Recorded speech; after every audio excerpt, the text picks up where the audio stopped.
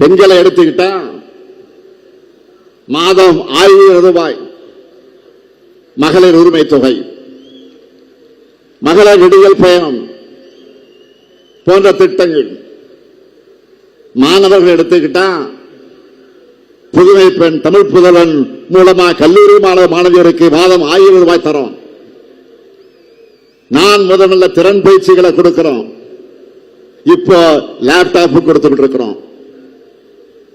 மருத்துவத்துறை எடுத்துக்கிட்டா மக்களை தேடி மருத்துவம், இன்னும் காப்ப நம்மை காக்க 48, நம்மை காக்கும் 48, நலம் காக்கக்கூடிய ஸ்டாலின் போன்ற பல்வேறு திட்டங்கள் இருக்கு. ஒவ்வொரு துறையா எல்லாவற்றையும் பட்டியலிட்டு சொன்னா அதுக்கே ஒரு நாள் ஆகிடும். என்கிட்ட அவ்வளவு பெரிய லிஸ்ட் இருக்கு. இதுதான் திராவிட மாடல். உங்களுக்கு ஒரு புத்தகத்தை கொடுத்திருக்கிறோம். அந்த புத்தகத்தில் நம்முடைய சாதனைகள் பெரிய பட்டியல் இருக்கு. அதை முதல்ல படிச்சு தெரிஞ்சுக்கணும். அதன் பிறகு மக்களுக்கு கொண்டு போகணும். இது எல்லாத்தையும் தமிழ்நாட்டில் இருக்கக்கூடிய ஒவ்வொரு வீட்டுக்கு ஒவ்வொரு குடும்பத்துக்கு சென்று சேர்த்து இந்த திட்டங்கள் எல்லாம் தொடர வேண்டும் என்று சொன்னால் திராவிட மாடல் 2.0 ஆட்சி அமையும் என்று நீங்க எடுத்து சொல்லணும். அவங்களுடைய நம்பிக்கையை பெறணும். அந்த நம்பிக்கையை தேர்தல் வாக்குகளாக மாறணும். இதுதான் உங்க கடமை.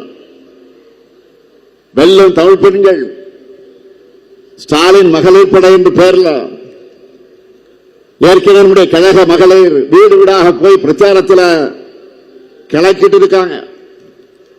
நான் தினமும் உங்களுடைய பரப்புரை வீடியோவை எல்லாம் பார்த்துட்டு தான் இருக்கேன். மக்கள்கிட்ட பெரிய வரவேற்பு இருக்கு. இந்த பிரச்சாரங்களுக்கு உங்களுக்கு தேவைப்படக்கூடிய தகவல்கள் அடங்கிய ஒரு புத்தகத்தை வழங்கி இருக்கிறோம். அதில் நம்முடைய திராவிட மாடல் அரசு 5 ஆண்டு சாதனைகள் இருக்கு. ஒவ்வொரு குடும்பத்திலையும் நம்ம திராவிட மாடல் அரசு திட்டங்களுடைய பயன்கள் நிச்சயம் ஒருத்தருக்காவது போய் சேர்ந்திருக்கு, பயனடைந்து கொண்டிருக்கிறார்கள். அதனால் நம்பிக்கையோடு பிரச்சாரம் பண்ணுங்க. அடுத்து 2 மாசத்துக்கு எந்த பக்கம் திரும்பினாலும் எந்த வீட்டுக்குள்ள நுழைஞ்சாலும் அங்க திமுகவும் உதயசூரியன் தான் இருக்கணும். தெருமுனை கூட்டங்கள், திண்ணை பிரச்சாரங்கள், சமூக வலைதளங்கள்ல நிகழ்த்தக்கூடிய பிரச்சாரம் எல்லாத்தையும் நாம தான் முத்திரை பதிக்கணும். எல்லாருக்கும் எல்லாம் என்பதை வெறும் வாய் வார்த்தைகளால் சொல்லாம ஒவ்வொரு தனிப்பட்ட நபருக்கும் என்ன தேவை என்பதை உன்னிப்பா பார்த்து திட்டங்களை செயல்படுத்திக்கிட்டு இருக்கிறோம். வளர்ச்சி என்றாலே பிடிக்காத ஒரு கட்சியா பாஜக இருக்கு. மக்கள் அவங்களை தொடர்ந்து புறக்கணிக்கிறாங்க. அதனால அதிமுகவை தன்னுடைய கிளைக்கழகமாக மாற்றி அதில் முன்னேறி வரலாம்னு நினைக்கிறது பாஜக. பிரதமர் மோடி அவர்கள் திடீர்னு அம்மையார் ஜெயலலிதா புகழ்பாட ஆரம்பிச்சிருக்கிறார். எந்த அம்மையார் ஜெயலலிதாவை புகழ்கிறார்? குஜராத் மோடியா? இந்த லேடியான சவால் விட்ட அம்மையார் மேல திடீர் பாசம் இன்றைக்கு மோடிக்கு வந்திருக்கு. மாண்புமிகு பிரதமர் மோடி அவர்களே, அம்மையார் ஜெயலலிதா விட்ட சவால் உங்களுக்கு மறந்து போச்சா? இல்ல இந்தியாவிலே அதிமுக அரசாங்கம் தான் ஊழல் அதிகமா நடக்க அரசாங்கம் உங்களுடைய நம்பர் 2 அமித்ஷா பேசினார, அதை மறந்துட்டீங்களா? நீங்க மறந்திருக்கலாம். ஆனா இது எதையுமே தமிழ்நாட்டு மக்கள் மறக்கல. இதையெல்லாம் மறந்துட்டு அல்ல, மறைத்து விட்டு பிரதமர் பேசுவது எதுக்காக என்று கேட்டால், ஒன்றிய பாஜகவோட 12 ஆண்டு கால ஆட்சியில தமிழ்நாட்டுக்கு எதுவும் செய்யல. சொல்லிக்கொள்ள சொந்தமான சாதனை இல்லாத காரணத்தால் தான் நம்ம ஜெயலலிதாவுடைய புகழ்பாடுன வாக்குகளா வருமானு பார்க்கிறார். எலெக்ஷன் வந்துச்சு என்று கூட பார்க்காம தமிழ்நாட்டுக்கு எந்த சிறப்பு திட்டத்தையும் பட்ஜெட்ல அறிவிக்க மனமில்லாத உங்களுடைய நடிப்பை தமிழ்நாட்டு மக்கள் நிச்சயமாக நம்ப மாட்டாங்க. பிரதமர் மோடி அவர்களே, மாண்புமிகு பிரதமர் மோடி அவர்களே, தமிழ்நாடு உங்ககிட்ட கேட்கிறது என்ன தெரியுமா? தென்னிந்தியாவின் மான்செஸ்டராக இருக்கக்கூடிய கோவைக்கு மெட்ரோவுக்காக ஏன் அனுமதி தரல? கோயில் நகரமான மதுரை மெட்ரோவுக்கு அனுமதி கொடுத்துட்டீங்களா? திருச்சி மெட்ரோவுக்கு அனுமதி வழங்க எது தடுக்குது? உங்களுடைய கேபினட் மீட்டிங்ல அகமதாபாத் மெட்ரோவுக்கு அனுமதி கொடுக்க நீங்கள் தமிழ்நாட்டுக்கு மெட்ரோ திட்டத்திற்காக ஏன் அனுமதி கொடுக்க மறுக்கிறீங்க? இது உங்க கண்ணுக்கு தெரியலையா? எங்களுடைய கோரிக்கைகளையும் தமிழ்நாட்டுக்கு ஒன்றிய பாஜக செஞ்சிருக்கக்கூடிய துரோகங்களையும் ஓராவந்திரங்களை நான் தொடர்ந்து சொல்லிக்கிட்டு இருக்கிறேன். அதுக்கெல்லாம் உங்கள் பதில் என்ன? ஓசூர் விமான நிலையத்துக்கு அனுமதி எங்க? சென்னை மெட்ரோ ரயில் திட்டத்திற்கான முழுமையான நிதி எப்போ தருவீங்க? பள்ளி குழந்தைகளுக்கு சேர வேண்டிய 3500 கோடி ரூபாய் SSA நிதியை தராமல் இழுத்திருப்பதற்கு என்ன காரணம்? ஜல்ஜீவன் இயக்கத்திற்கான மானியத்தை 3548 கோடி ரூபாயை எப்போ தருவீங்க? ஊரக உள்ளாட்சி அமைப்புகளுக்கு தர வேண்டிய 2246 கோடி எப்போ தருவீங்க? ஒன்றிய அரசு திட்டங்களுக்கு தர வேண்டிய நிதியை கூட ஏன் தராமல் நிறுத்தி வச்சிருக்கீங்க? ஜிஎஸ்டியால தமிழ்நாட்டுக்கு இந்த ஆண்டு 9600 கோடி ரூபாய் இழப்பு ஏற்பட போகுது. இது அநியாயம் இல்லையா? ரிசர்வ் பேங்க்ல தமிழ்நாடு அக்கவுண்ட் இருந்த 1079 கோடி ரூபாய் ஒன்றிய அரசு பிடித்த செஞ்சது சரியா? தமிழ்நாடு மின்பகிர்மான கழகத்துக்கு 16,290 கோடி ரூபாய் இழப்பீட்டு நிதி வழங்கின நிபந்தனை விதிச்சு கூடுதல் சுமை ஏற்றுவது சரியா? இதையெல்லாம் செயற்கையான நிதி இருக்குன்னு சொல்லாம வேற என்ன சொல்றது? தமிழ்நாட்டின் மீது வன்மத்தோடு இப்படிப்பட்ட அநியாயங்களை செய்யக்கூடிய பாஜகவோடு தான் கூட்டணி வைத்துக் கொண்டு மாபெரும் துரோகியா இன்றைக்கு உருவெடுத்திருக்கிறார் எதிர்க்கட்சி தலைவர் பழனிசாமி அவர்கள். தமிழர் துரோகிகளும் தமிழின துரோகிகளும் வைத்திருக்கக்கூடிய கூட்டணியை மக்கள் முன் அம்பலப்படுத்தி அவங்களுக்கு தோல்வியை நாம் பரிசாக தந்தாக வேண்டும். இதுதான் நம்ம முன்னாடி இருக்கக்கூடிய முதல் கடமை.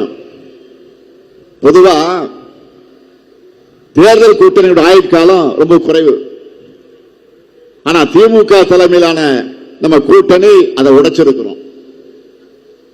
பாசிச பாஜக வீழ்த்தணும் என்ற ஜனநாயக நோக்கத்தோடு 2019 தேர்தலுக்கு முன்பு தொடங்கப்பட்ட நம்முடைய கூட்டணி தொடர்ந்து நடந்திருக்கக்கூடிய 2021 சட்டமன்ற தேர்தலில், இடையில நடந்த நகராட்சி உள்ளாட்சி தேர்தலில், 2024 நடைபெற்ற நாடாளுமன்ற தேர்தலில், இப்போ 2026 சட்டமன்ற தேர்தல் வரையிலும் கொள்கை உறுதியோடு தொடருது.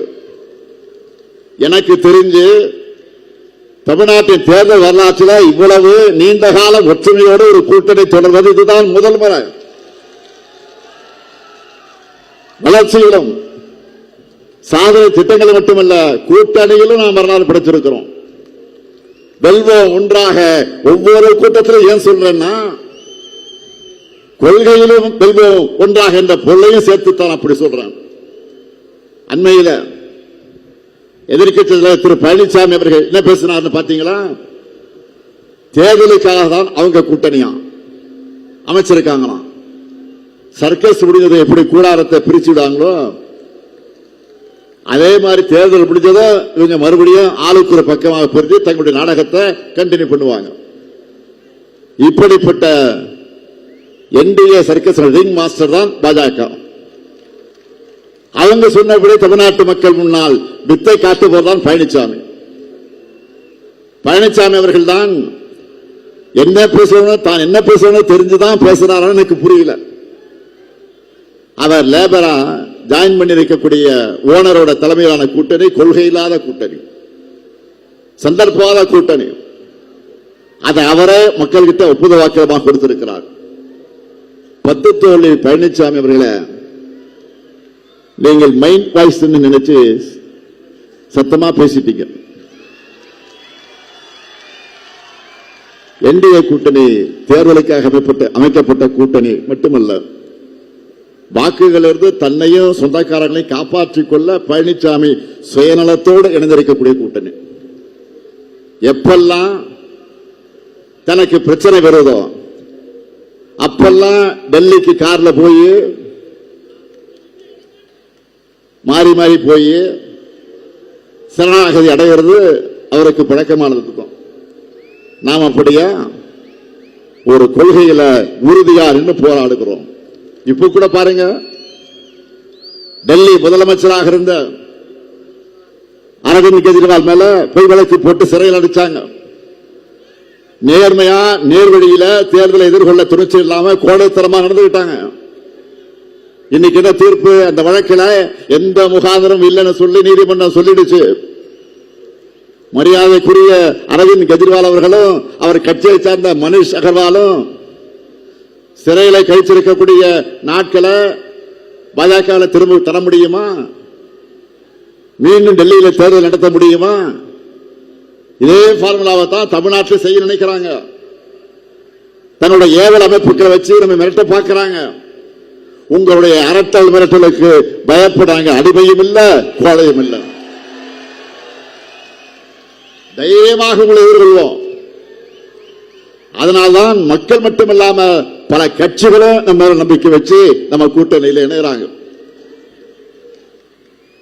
தேர்தலுக்கு தேர்தல் கூட்டணியில் இருக்கக்கூடிய கட்சிகள் எண்ணிக்கை குறைஞ்சிருப்பதை தான் பார்க்கிறோம். தேர்தலுக்கு தான் கூட்டணி கட்சி கொஞ்சம் குறைஞ்சிட்டு போவோம். அந்த வழக்கத்துக்கு மாறா நம்ம கூட்டணி பலம் மேலும் மேலும் அதிகரிச்சுட்டு போகுது. திமுக மட்டும் ஜெயிச்சா போதும் நினைக்கல. யாரெல்லாம் பாஜகவின் தமிழ் அரசியல் எதிர்க்கிறாங்களோ அவங்க எல்லாரையும் ஒன்றிணைக்கணும். நாம எல்லாரும் ஒன்றிணைந்து வெற்றி பெறணும்னு நினைக்கிறேன். திராவிடம், காந்தியம், மார்க்சியம், அம்பேத்கரியம், சிறுபான்மையினர் நலன், பிற்படுத்தப்பட்ட மக்கள் நலன், எல்லா குறைவு கொண்ட மதச்சார்பற்ற ஜனநாயக சக்தியா இந்தியாவுக்கு எடுத்துக்காட்டா நம்முடைய கூட்டணி இருக்கு. கூட்டணி கட்சிகள் மக்களுக்காக வைக்கிற கோரிக்கைகளை மகிழ்ச்சியோடு நிறைவேற்றி கொடுக்கிற அரசாக நாம் செயல்பட்டுக் கொண்டிருக்கிறோம். அதனால்தான் நம்மை நாடி இத்தனை பேர் வராங்க. ஒரு ஆரோக்கியமான ஜனநாயகம் என்பது எல்லா தரப்பு குறைகளுக்கும் இடம் கொடுக்கக்கூடியதா இருக்கணும். அப்படித்தான் நம்மோட மதச்சார்பற்ற முற்போக்கு கூட்டணி இருக்கு. இங்க இருக்கக்கூடிய எல்லாருக்கும் தெளிவா சொல்றேன், புரிஞ்சுக்குங்க. நாம போராடுறது நம்முடைய கழக வெற்றிக்கு கூட்டணி வெற்றிக்கு மட்டுமல்ல, தமிழ்நாட்டுடைய வெற்றிக்காக. பாஜகவின் டப்பா இன்ஜின் முன்னாடி தமிழ்நாட்டுடைய சூப்பர் பாஸ்ட் இன்ஜின் ஒருபோதும் தலைகுனியாது.